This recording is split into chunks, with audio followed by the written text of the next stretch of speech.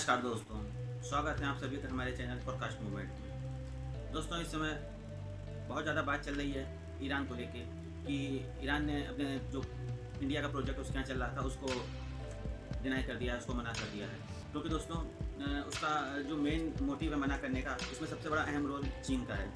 जैसा कि आप सभी लोगों को पता है कि चीन के संग उसके रिलेशनशिप इस समय बहुत क्लोज होते जा रहे हैं। उसी रिलेशनशिप से अगर हम लोग एक आइडिया निकालें तो सीधी सीधी ये बात है कि चाइना ने ऐलान किया है कि $400 बिलियन वो इन्वेस्ट करेगा ईरान में 25 ईयर, आगे के 25 सालों में उसने एक टारगेट रखा है कि $400 बिलियन खर्च करने का।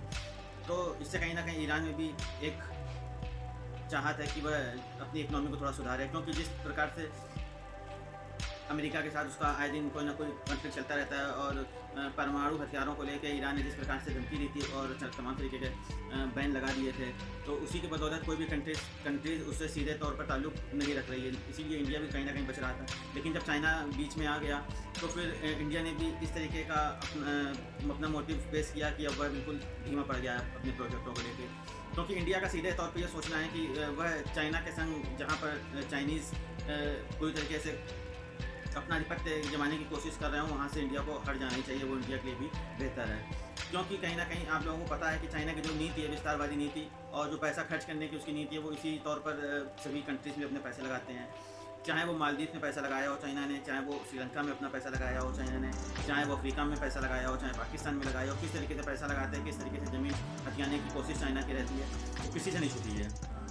और कहते हैं कि जब पूरा इन्फ्लुएंस ईरान में चाइना का होगा तो चाइना के इन्फ्लुएंस से बाद में कोई इस प्रकार की नौबत आए जब भारत काफ़ी आगे बढ़ चुका हो, तब भारत को ईरान कहे कि आप यहाँ से हटिए, हम आपको अपने प्रोजेक्ट हटाएंगे, तो उस समय हम लोग को ज़्यादा दिक्कत होगी। ये कहा जा रहा है कि ईरान ने डिनाई किया, ईरान ने भारत को मना किया, बल्कि ऐसा नहीं है। सीधे तौर पर भारत ही पीछे हट गया है। अगर हम इसको दूसरे वे में देखें कि एक म्यान में दो तलवार कभी नहीं रह सकती है। लोगों का और मीडिया में ये खबरें आ रही हैं कि ईरान ने मना किया, दरअसल ऐसा नहीं है।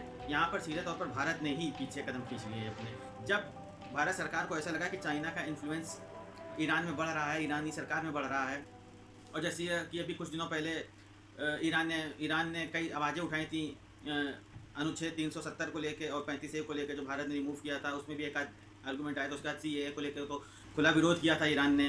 तो उसी से इस बात का अंदाज़ा लगा लेना चाहिए कि ईरान कहीं ना कहीं भारत को आगे दिक्कत कर सकता था। अब जब चीन का भी उसके ऊपर प्रेशर होगा, चीन का भी दबाव होगा, तो वो किसी भी तरीके का बयान दे सकता है, कुछ भी कर सकता है। तो इससे पहले कि आगे कोई बड़ी दिक्कत हो, उससे पहले भारत ने अपने कदम खींच लिए और ये एक सही रास्ता है।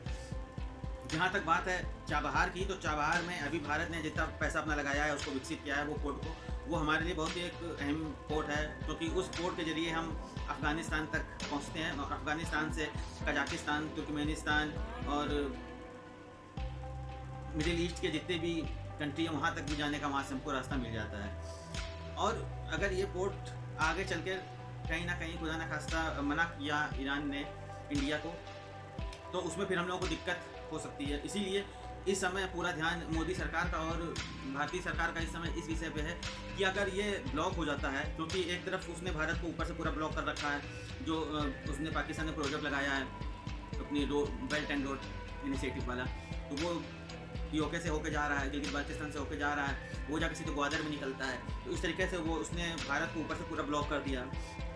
अब भारत के पास एक यही रास्ता था समुद्र के रास्ते कि वह ईरान से होते हुए अफगानिस्तान होते हुए तुर्कमेनिस्तान, कजाकिस्तान और तजाकिस्तान होते हुए रसिया, और रसिया से होते हुए मिडिल ईस्ट के जो कंट्री हैं, इराक है, तुर्की है, यूक्रेन है, होते हुए यूरोप में अपने माल को सप्लाई करे या व्यापार करे।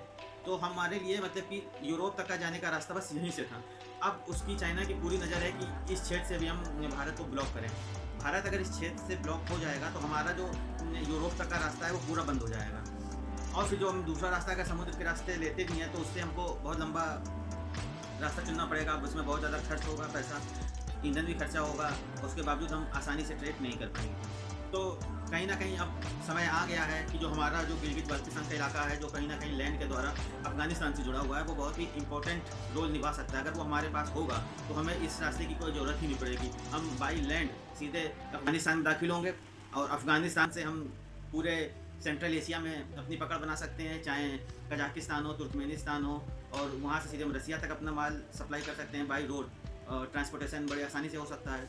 दूसरी बात, सेंट्रल एशिया से मिडिल ईस्ट में भी हम जा सकते हैं, तुर्की उर्की भी जा सकते हैं, उसके बाद हम यूरोप तक भी जा सकते हैं। तो ये रास्ता हमारा जो चाइना ने बंद करके रखा है, जो सोची समझी रणनीति है चाइना की, अब उसके ऊपर समय आ गया है कि सरकार को एक बड़ा स्टेप लेने की ज़रूरत है और अपना जो इलाका है पीओके गिलगित बल्तिस्तान उसको आज़ाद कराने की अब बहुत ज़्यादा ज़रूरत है। क्योंकि जिस तरीके से अब चाइना ईरान में अपना इन्फ्लुएंस बराबर बढ़ाएगा, क्योंकि वो वहाँ पर अपना पैसा लगाएगा, अपना पैसा लगा के इन्वेस्टमेंट देगा वहाँ की गवर्नमेंट को, और उसके बाद फिर हमें ये इसके लिए पूरी तरीके से हमें तैयार रहना चाहिए कि 25 सालों में उसने जो टारगेट रखा है $400 बिलियन इन्वेस्ट करने का ईरान में, हो सकता है 2-4 साल बाद, या 2-4 साल बाद नहीं 8-10 साल बाद ऐसा समय आएगा कि जब ये जो चाबहार पोर्ट है उसको वो ब्लॉक करने की पूरी कोशिश करेगा, यहाँ से भारत को बाहर निकालने की पूरी कोशिश करेगा। एक तरफ चाबहार से ही लगा हुआ ग्वादर है, पाकिस्तान का जो ग्वादर जिसको चाइना ने डेवलप किया है, ग्वादर और चाबहार के बीच कोई ज़्यादा दूरी नहीं है, वो मुश्किल से 150 किलोमीटर का फासला होगा। अब वो पूरा हिंद महासागर के ऊपर का जो एरिया है, जहाँ से गल्फ ऑफ ओमान से होते हुए हम लोग जा रहे हैं ईरान, और ईरान से हम लोग बाई रोड जा रहे हैं अफ़गानिस्तान जैदान होते हुए, तो उसको ब्लॉक करने की पूरी कोशिश करेगा।